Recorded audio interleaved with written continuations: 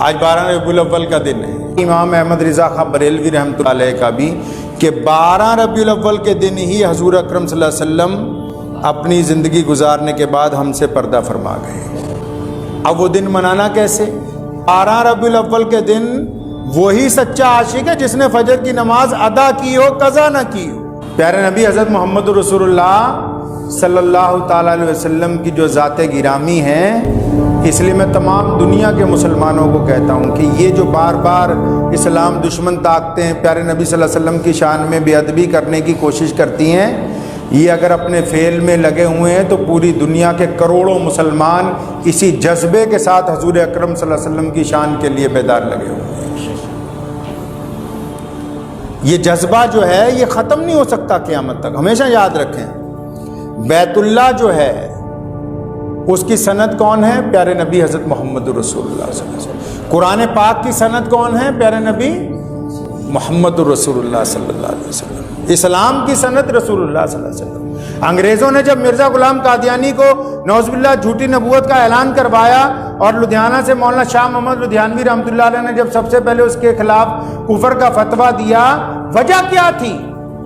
انگریزوں نے نماز کے خلاف بھی کر سکتے تھے کچھ، جہاد کے خلاف بھی کچھ کہہ سکتے تھے، مسجدوں کے خلاف کچھ کہہ سکتے تھے، قرآن کے خلاف کچھ کہہ سکتے تھے، لیکن نہیں، انگریزوں نے ریسرچ کر کے یہ پتہ لگایا کہ اسلام کی پاور کہاں سے چلتی ہے، اسلام کا وہ پاور ہاؤس ہے کون سا جہاں سے دین چل رہا ہے۔ یہ بیت اللہ کے چاروں طرف لوگ چکر کیوں لگا رہے ہیں؟ یہ 5 وقت سجدے کیوں ہوتے ہیں؟ یہ بہت سے لوگ جھوٹ بولنے سے کیوں ڈرتے ہیں؟ یہ عورتوں کو دیکھ کے ان کی نگاہیں نیچی کیوں ہوتی ہیں؟ یہ الگ الگ رنگ اور نسلوں کے لوگ ایک تھالی میں بیٹھ کے کھانا کیوں کھاتے ہیں؟ یہ پوری دنیا میں 5 وقت کی اذانیں کیوں گونجتی ہیں؟ یہ کیا وجہ ہے کہ یہ لوگ غریبوں کے ساتھ ہمیشہ کھڑے ہوئے نظر آتے ہیں؟ یہ وجہ کیا ہے کہ یہ الگ الگ مسلک، ذات اور الگ الگ برادریوں سے تعلق رکھنے کے باوجود ایک جگہ اکٹھے ہو جاتے؟ تو پتہ لگا یہ تمام کے پیچھے اگر کوئی ذات ہے تو وہ صرف محمد الرسول اللہ کی ذات۔ نعرہ تکبیر، نعرہ تکبیر، اپنے نبوت زندہ باد، اپنے نبوت زندہ باد۔ اب آپ ایک بات یاد رکھیں، آج 12 ربیع الاول کا دن ہے۔ آج ہمارے پیارے نبی حضرت محمد رسول اللہ صلی اللہ علیہ وسلم دنیا میں تشریف لائے، آپ کی ولادت ہوئی ہے آج کے دن، اور تمام محدثین کا یہ قول ہے، حتیٰ کہ امام احمد رضا خاں بریلوی رحمۃ اللہ علیہ کا بھی، کہ 12 ربیع الاول کے دن ہی حضور اکرم صلی اللہ علیہ وسلم اپنی زندگی گزارنے کے بعد ہم سے پردہ فرما گئے، ایک ہی دن۔ اب آج کا دن جو ہے اپنی تاریخ کے لحاظ سے دنیا کا سب سے قیمتی دن ہے۔ اب وہ دن منانا کیسے؟ وہ دن منانا ایسے کہ حضور صلی اللہ علیہ وسلم کا غلام وہ ہے جو آج اس بات کا عہد کرے کہ اب میں اپنے آقا کا کوئی ایک حکم آج سے تسلیم کرتا ہوں، اس کو پوری زندگی ادا کروں۔ حضور صلی اللہ علیہ وسلم سے محبت دولت سے تو نہیں نہ کر سکتا بندہ، پیسے سے تو نہیں نہ کر سکتا، سامان بانٹنے سے تو نہیں نہ کر سکتا۔ کئی لوگ سامان بانٹتے ہوئے دکھاتے ہیں فیس بک کے اوپر، میرے آقا نے تو کہا دائیں سے دینا ہے، بائیں کو خبر نہیں ہونی چاہیے۔ تو کچھ عادتیں جو ہیں وہ حضور اکرم صلی اللہ علیہ وسلم کے حکم والی اپنانی ہوں گی۔ 12 ربیع الاول کے دن وہی سچا عاشق ہے جس نے فجر کی نماز ادا کی ہو، قضا نہ کی ہو، جس نے حضور اکرم صلی اللہ علیہ وسلم کے اوپر صبح سے درود پڑھنا شروع کیا اور رکا نہ ہو، جو رسول اللہ صلی اللہ علیہ وسلم کی اتباع میں آنکھیں جھکا کے چلا ہو، جس کی زبان سے اس کے ماں باپ کو تکلیف نہ پہنچی ہو، جس کے کردار سے اس کی بیوی کو، اس کے بچوں کو تکلیف نہ پہنچی ہو، جس کا ویوہار اپنے پڑوسیوں سے اچھا ہو۔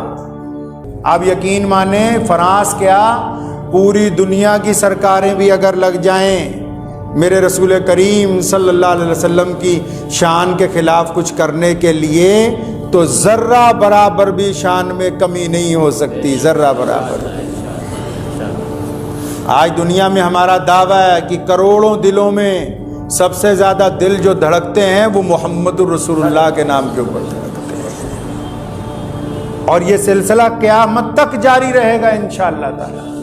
تو ہمیں اپنے آقا صلی اللہ علیہ وسلم کو جو درود بھیجنا ہے، وہ اپنی توبہ کے ساتھ، کسی نے بڑی اچھی بات کہی اور مجھے تو بہت ہی اچھی لگی ان کی بات۔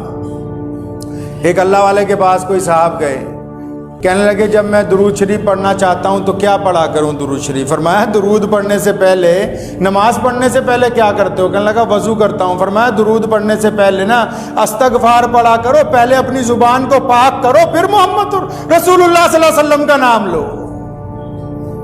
پہلے استغفار پڑھو، اللہ سے معافی مانگ کے زبان کو پاک کرو، پھر محمد رسول اللہ صلی اللہ علیہ وسلم کا نام لو۔ اور محمد رسول اللہ صرف مسلمانوں کے نہیں ہیں، پوری کائنات کے محسن ہیں، پوری کائنات کو آزادی رسول اللہ نے عطا فرمائی ہے، کائنات کے لوگوں کو برابری کا سبق محمد رسول اللہ نے عطا کیا ہے، حکمرانوں کو تمیز محمد رسول اللہ کے سبق سے ملی ہے، اور تمام لوگوں کو برابری کا درجہ محمد رسول اللہ صلی اللہ علیہ وسلم نے عطا کیا ہے۔ تو تبھی تو کنور مہندر سنگھ بیدی نے ایک دن کہا ایک مشاعرے میں،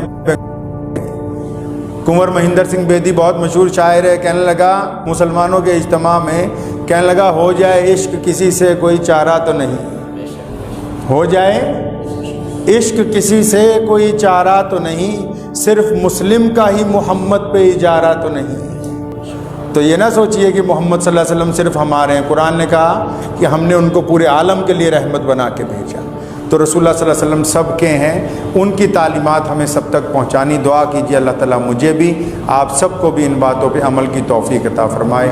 وآخر دعوانا